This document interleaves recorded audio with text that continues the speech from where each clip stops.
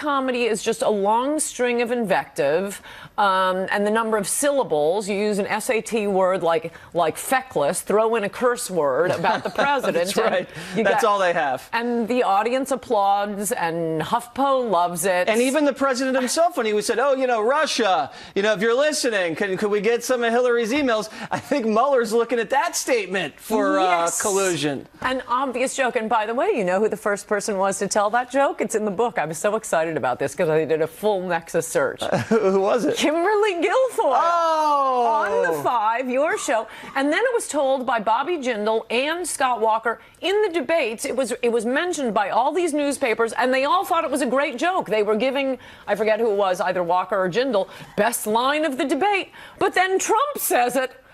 No, we're taking him seriously. It's a secret message to Putin. They've lost their minds. They've lost their minds, and all of those people were crying when Trump was elected. All of the people that are supposed to be independent journalists, which you see them all these shows, the Meet the Press people, these pundits that are above it all, they were in tears when Hillary lost, and now they present themselves as these objective arbiters of truth and honesty in America, and they nitpick everything this president says, and they're supposed to be fair.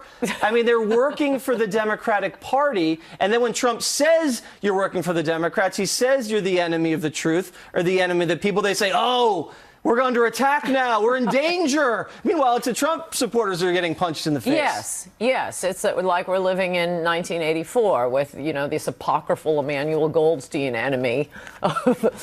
and actual conservatives are getting beaten up and needing bodyguards. One thing about the comedy thing, conservatives are still, and certainly Trump is still telling jokes, but you're right, we're at risk of being thrown in prison for microaggressions.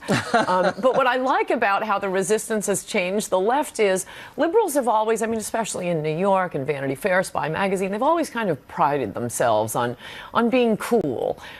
Well, don't you have to be cool to be cool? They're the ones, they'd make fun of conservatives for freaking out over things and conspiracy theories. They're the ones freaking out, and conservatives are perfectly fine. That's right. I think Trump's just cooler than they are, more talented and funnier, and they can't take it. And there it is. Everybody buy it. Resistance is futile.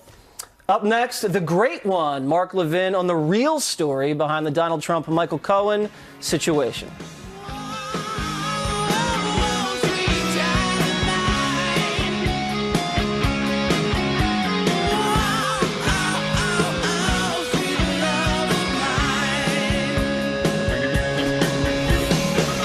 Michael Cohen, Trump's former attorney, pled guilty to 8 counts of bank and tax fraud this week. In addition, he pled to 2 counts of campaign finance violations involving payments made to a porn star and a Playboy model. Donald Trump sat down with Ainsley Earnhardt. Did you know about the payments? Later on, I knew. Later on. But you have to understand, Ainsley, what he did, and they weren't taken out of campaign finance. That's a big thing. That's a much bigger thing. Did they come out of the campaign? They didn't come out of the campaign. They came from me, and I tweeted about it. The president adding that if you're looking at hard time, you're going to flip and plead to whatever the prosecutors want you to. There's this whole thing about flipping, they call it. I know all about flipping. For 30, 40 years, I've been watching flippers. Everything's wonderful, and then they get 10 years in jail, and they flip on whoever the next highest one is, or as high as you can go. It almost ought to be outlawed. It's not fair. But if somebody defrauded a bank and he's going to get 10 years in jail or 20 years in jail, but if you can say something bad about Donald Trump and you'll go down to 2 years or 3 years, which is the deal he made, in all fairness to him, most people are going to do that. But the left, ready to impeach. To sort things out, the host of Life, Liberty, and Levin, right here on Fox News, which is now the #1 show on Sunday nights, and the host of CRTV's Levin TV, the great one, Mark Levin. All right, so, Mark, this reminds me of the John Edwards situation, where a bunch of rich fat cats gave the guy about 700 G's to help cover up his affair and protect his wife. And prosecutors went after him hard, and the jury said, you know what? This is all personal. Now, I look at this thing, and I think, why can't this be personal? What's the difference? Well, it is, and I was watching the president there in that interview. He's actually a pretty good lawyer. He's a better lawyer than the deputy U.S. attorney in the Southern District in New York, who is a complete thug, as far as I'm concerned. This is a non-disclosure agreement, or several of them. Let's take the worst case scenario. Let's say the President of the United States directed his private lawyer to pay in 2 cases, out of his private funds and out of his corporate funds. Right. A matter that does not arise out of the campaign. That's the key. Things that are alleged to have occurred before the campaign. Right. That is not a campaign contribution. It's never been a campaign contribution. And just because a deputy U.S. attorney and his fellow assistant U.S. attorneys in that office say, well, that influenced the campaign. It was intended to influence a campaign. There's lots of things that influence a campaign that are positive. People get haircuts, they buy new suits, they settle lawsuits, all kinds of things that go on. This has nothing to do with a campaign expenditure. Yeah, Moreover, so let me ask you, though. So, Mark, yeah. so if I go buy, if I'm running for president and, you know, I get my teeth whitened, my hair cut, I get new suits and ties, and I pay for it out of my own pocket, is that all of a sudden a campaign expenditure? Why can't I just, you know, want to look better? I mean, maybe it also affects how I look on the campaign trail, but I mean, it's not a legitimate campaign expenditure. That's correct. It's not a campaign expenditure because it doesn't arise out of a direct campaign event. But let me go on about this, how outrageous this is. Mr. Cohen didn't go to court. Mr. Cohen pled. Yeah. To cover his own butt. Right. Mr. Cohen was charged with 5 tax felonies, 1 bank felony, and 2 campaign felonies. And his lawyer, who is a Hillary Clinton hack and typically a lobbyist, right afterwards is all over TV doing exactly what we knew he would do. It's about Trump, Trump, Trump, not about his client. Right. Now, that said, what this prosecutor did in the Southern District of New York is he held a prosecutorial gun to Cohen's head. Yep. We can give you 3 to 5, or we'll give you 30. Now, which is it? I want 3 to 5. Well, you must plead to these 2 campaign events. Great. Then he goes to the guy at the National Enquirer. He says to him, look, we know that you were involved also in this matter, and you paid for a story that you then spiked, and we consider that a campaign contribution.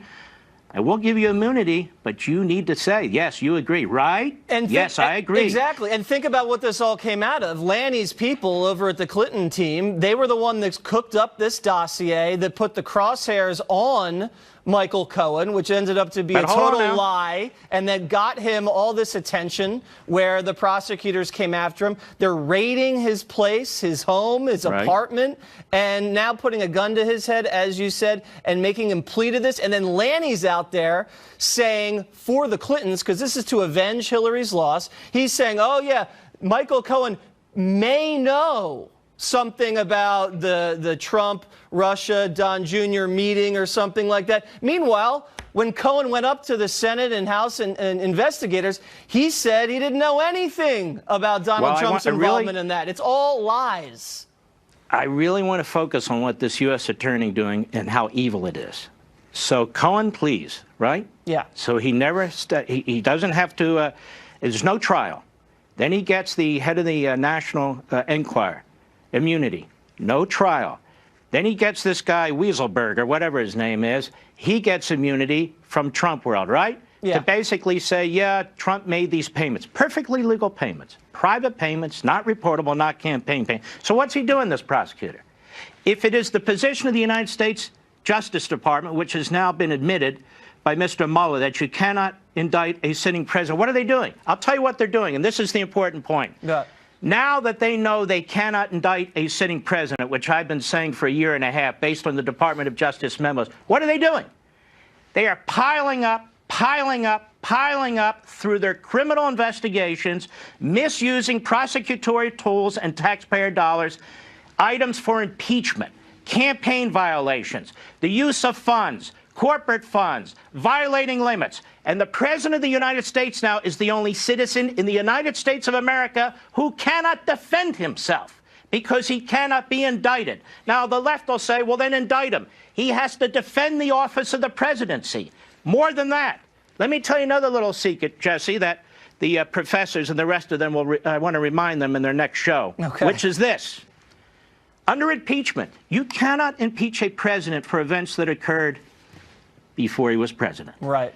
So I want the dummy who runs the Southern District of New York to understand all this work you're doing is for naught. That doesn't mean the mob of Democrats who take over the House one day won't try it.